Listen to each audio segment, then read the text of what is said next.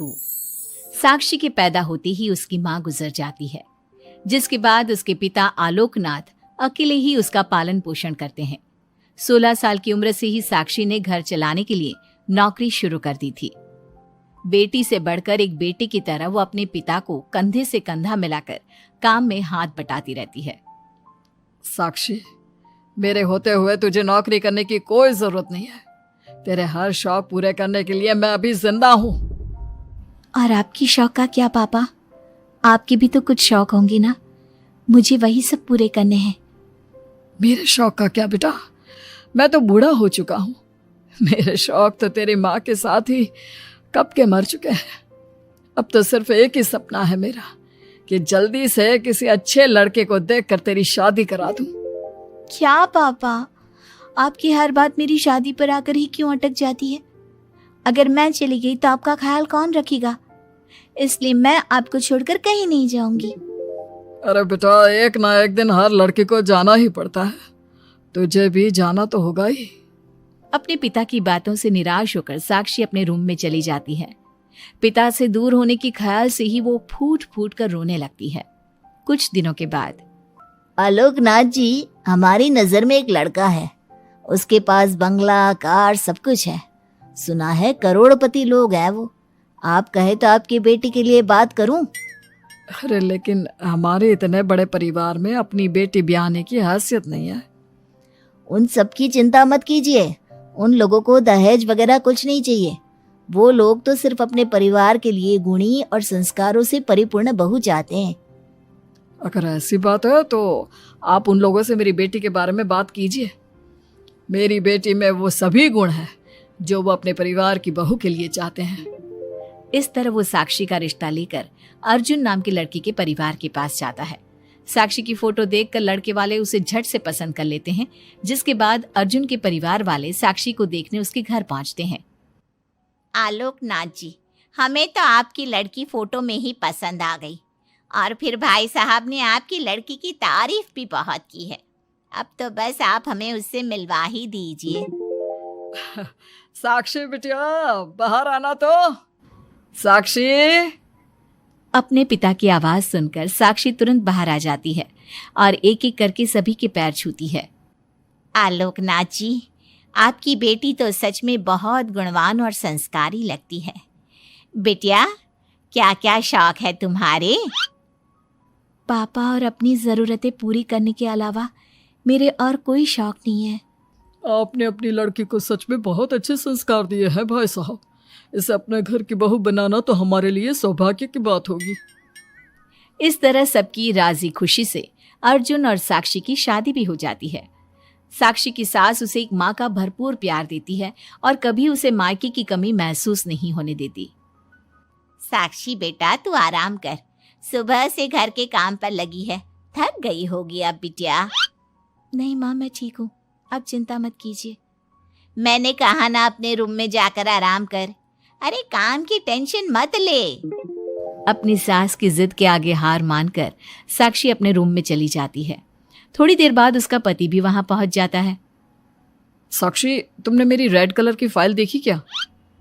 जी नहीं, मैंने तो आपकी कोई फाइल नहीं देखी। साक्षी, तुमसे मेरी एक फाइल तक नहीं संभाली जाती। 1000 बार बोला है तुमसे कि मेरे सामान को हाथ मत लगाया करो। मेरी सुनती ही कहाँ हो तुम? माँ ने बहुत सर पर चढ़ा रखा है तुम्हें। अर्जुन के इतना कहते ही साक्षी रोने लगती है। साक्षी के रोने की आवाज सुनकर उसकी सास वहां पर आ जाती है। साक्षी बेटा, क्यों रो रही है? इस नालायक ने कुछ किया है क्या?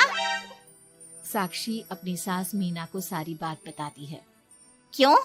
गधे, अपनी फाइल का खुद तो ध्यान रखता नहीं और बहू को ताने देता है। माँ, अब तो रहने ही दो। आपको हर समय अपनी बहू ही सही लगती है। सही लगती नहीं, सही है मेरी बहू। माँ समझाइए ना इन्हें, ये हर समय मुझ पर गुस्सा करते रहते हैं।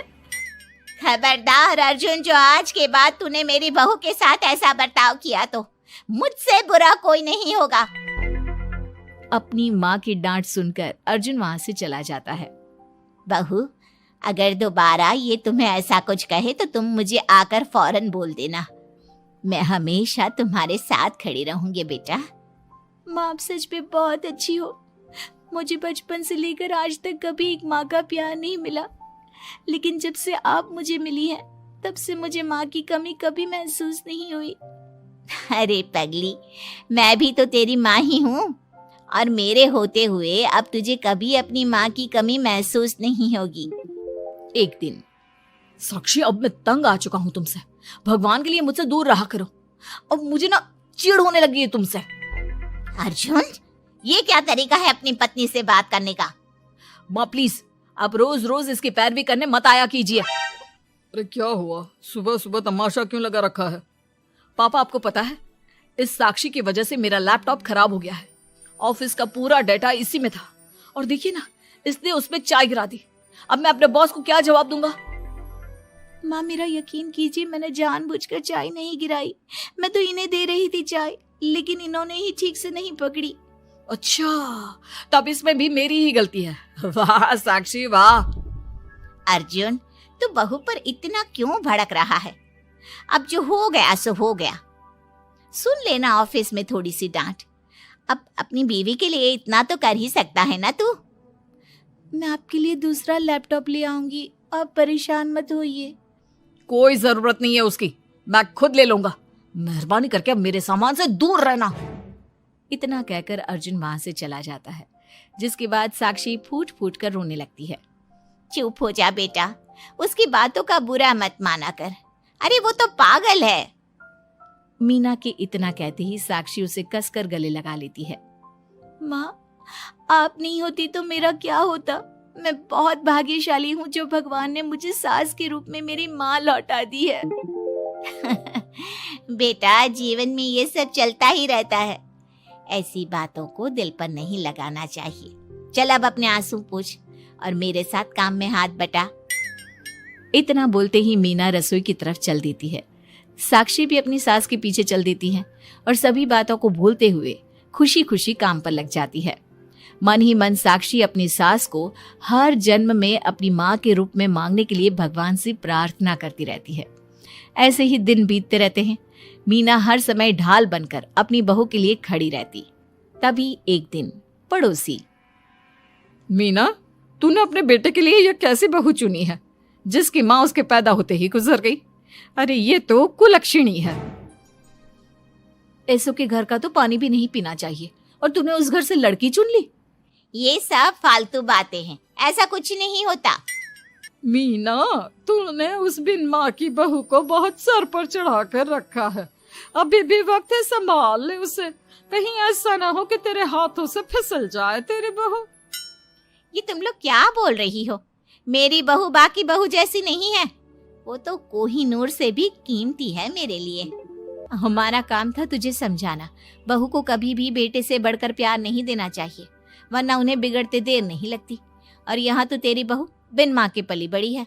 न जाने उसके बाप ने कैसे संस्कार दिए होंगे उसे। चुप करो तुम लोग, मैं अच्छे से समझती हूँ तुम लोग मुझे मेरी बहू के खिलाफ भड़काना चाहते हो। देख मीना, हम तेरी सहेलियां हैं, तुझे भड़काकर हमें कुछ नहीं मिलने वाला, लेकिन बहू को इतना सर पर चढ़ाना ठीक नहीं। हमारा काम तो सिर्फ तुझे आगाह करने का था, बाकी मानना न मानना तेरी मर्जी। चल मीना, अब हम लोग चलते हैं, तू अपना ध्यान रखियो।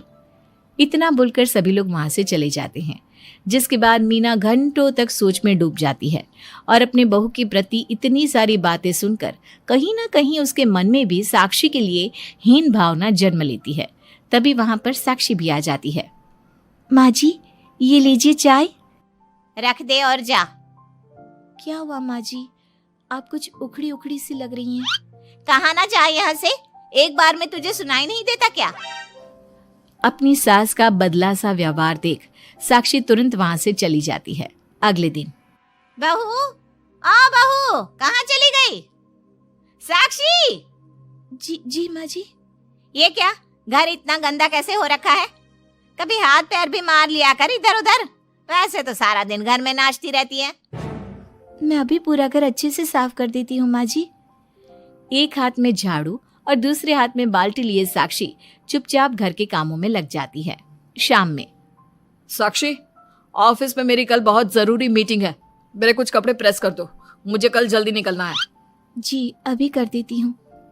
साक्षी अर्जुन के कपड़े प्रेस कर ही रही होती है, तभी उसके ससुर उसे आवाज लगा देते हैं, जिस पर वो भागते हुए उनके पास जाती है। और थोड़ी देर बाद जब रूम में आती है तो वो देखती है कि अर्जुन के कपड़े बुरी तरह से जल चुके थे।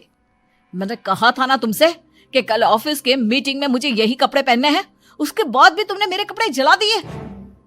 मुझे माफ कर दीजिए, मुझसे गलती हो गई। ये कोई छोटी मोटी गलती नहीं है, समझ में आ रहा है तुम्हें? शोर की आवाज सुनकर अभय और मीना भी वहां पहुंच जाते हैं। क्या हुआ, तुम दोनों लड़ क्यों रहे हो?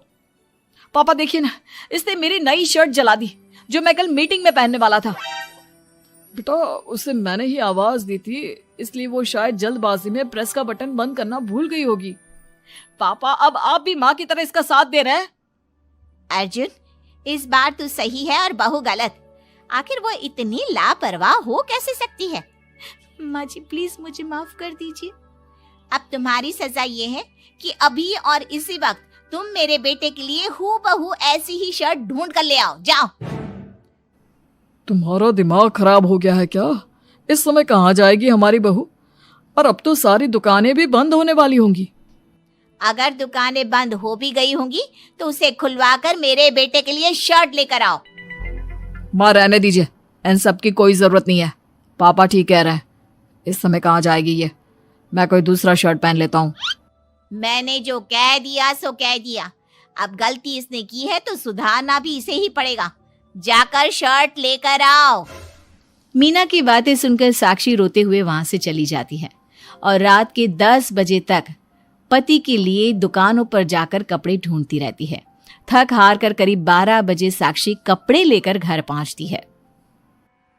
अर्जुन की ऑफिस के मीटिंग के लिए तुम्हें हूबहू वैसे ही कपड़े मिले या नहीं? ये रहे कपड़े मम्मी जी। साक्षी अपनी सास को कपड़े देकर जा ही रही थी कि मीना उसके हाथ में चोट देखती है। ये चोट कैसे लगी तुझे? पता नहीं, जल्दबाजी में शायद किसी चीज से लग गई होगी।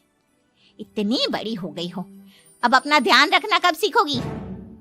आप तो जानती ही हैं माँ, मैं बिन माँ की पली बड़ी हूँ। माँ के ना होने के कारण मेरे सर पर इतनी जिम्मेदारियां थी जिन्हें निभाते निभाते मैं खुद का ख्याल रखना ही भूल गई। लेकिन आप जानती हैं माँ, मुझे अब भगवान से कोई गिले शिकवे नहीं है, क्योंकि भले ही उन्होंने मुझसे एक माँ छीनी है, लेकिन उन्होंने आपको मुझे दिया है और अब आप ही मेरी माँ हैं। इतना कहकर साक्षी माँ से चली जाती है। साक्षी की बातों को सुनकर मीना को भी अपने कहे और अपनी गलतियों पर पछतावा होने लगता है, इसलिए वो बिना खाए पिए ही सो जाती है। अगले दिन, माँ जी कल का सारा खाना तो ऐसे ही पड़ा है, आपने अच्छे से खाना नहीं खाया था क्या? मुझे भूख नहीं थी कल। साक्षी अपनी सास के दर्द को समझ जाती है और उसका हाथ पकड़ते हुए कहती है, चलिए माँ जी, मैंने आपके लिए आपकी फेवरेट छोले भटूरे बनाए हैं। आपने कल रात से कुछ नहीं खाया था ना, इसलिए सुबह उठते ही मैंने पहले आपके लिए खाना बनाया है। खाना तो तूने भी नहीं खाया होगा ना, चल जाकर पहले तू खा ले। माँ जी क्या हम साथ बैठकर खाना नहीं खा सकते प्लीज? बहुत दिन हो गए हैं। साक्षी के इस तरह बोलने से मीना का दिल पिघल जाता है और वो मान जाती है। साक्षी मीना के लिए खाना लगाती है, जिसका पहला निवाला मीना अपनी बहू को खिलाती है। मुझे माफ कर दे बेटा, मैं जानती हूँ पिछले कुछ दिनों से मैंने तुझे बहुत चोट पहुँचाई है, हो सके तो मुझे माफ कर देना। नहीं नहीं माँ जी, आपका पूरा हक है मुझे डांटने का। मुझे आपकी किसी भी बात का कभी बुरा नहीं लगा। अपनी सहेलियों की बातों में आकर मैंने अपने दिल में तेरे लिए नफरत पाल ली थी, लेकिन कल जब तुझे रोते बिलखते देखा तो मेरी ममता फिर से लौट आई। मुझे माफ कर दे बेटा, मैं एक अच्छी सास नहीं बन सकी। किसने कहा आपसे कि आप अच्छी सास नहीं हैं? आप तो वर्ल्ड की बेस्ट सास हो, और सच कहूं उससे भी बढ़कर बेस्ट बेस्ट बेस्ट बेस्ट मेरी माँ हो आप। इतना कहकर साक्षी अपनी सास को गले लगा लेती है और उसके बाद दोनों पहले की ही तरह हंसी खुशी साथ रहने लगते हैं।